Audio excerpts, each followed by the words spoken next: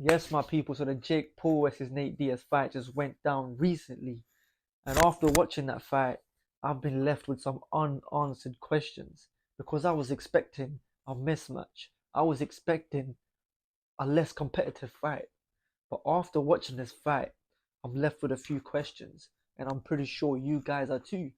Because it's been all over Twitter. It's been all over YouTube. Has Jakepaul reached his peak? Is this the best that Jakepaul's ever going to get? Has Jakepaul made a huge mistake on swapping his coaching staff, his boxing team, going from BJ Flores to Shane Mosley? Because you can only judge a fighter from his previous fight. And seeing him against Tommyfury and against Natediaz, that was two complete different fighters. It looked like Jakepaul had leveled down, except leveling up. Because against Tommyfury, his defense was great, his footwork was great, his stamina looked great as well. But against Natediaz, all those things were missing. He was getting caught by shots that he shouldn't have been getting caught by. And pretty quickly you could see that he was running out of gas. He was gassing out. Because we could see in the first round he put that pressure on Natediaz, but after a little bit, I'm pretty sure he thought in his mind, I can't throw my whole load away right now. I've got to hold some of this gas for the next few rounds, because the next few rounds we did see him breathing out of his mouth a lot. And that's why he took that little step off the pedal and he put a little bit of brake on his performance. And he slowed down a little bit, which Natediaz took advantage of fully. So you've got to give props to Natediaz for that, 100%. But at the end of the day, Jakepaul still got that W. But it does make me think, if he does go up against KSI looking like this, I just don't think it's going to end well for Jakepaul. I think he would get dominated by KSI in that ring.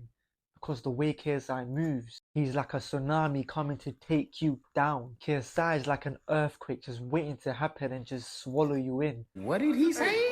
Because keep in mind, my people, Jakepaul here was fighting a 38-year-old retired MMA fighter who didn't have the same pace, who didn't have the same power in his hands that KSI holds. Jakepaul was somehow still struggling with that a little bit. All that was running through my mind when he was getting caught by those shots like Natediaz. I was just thinking, if KSI catches him with just half of these shots, with the power that KSI holds, It's not looking good, bruv. and another thing, Jakepaul at the end calling out Natediaz for an MMA fight.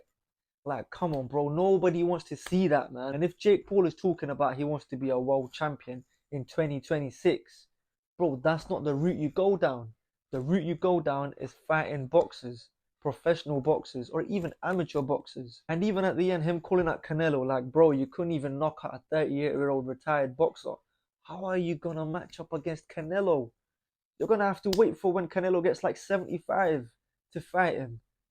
Even then, it's going to be a 50-50 match. But you guys let me know down in the comments what you thought of this fight. If you guys were impressed by Jakepaul's performance, or if you were a bit disappointed by that performance, let me know down in the comments, my people, what you thought. And if you enjoyed the video, my people, make sure you hit that like button. Make sure you hit that subscribe button. And I'll see you lot in the next one. Take it easy. Peace.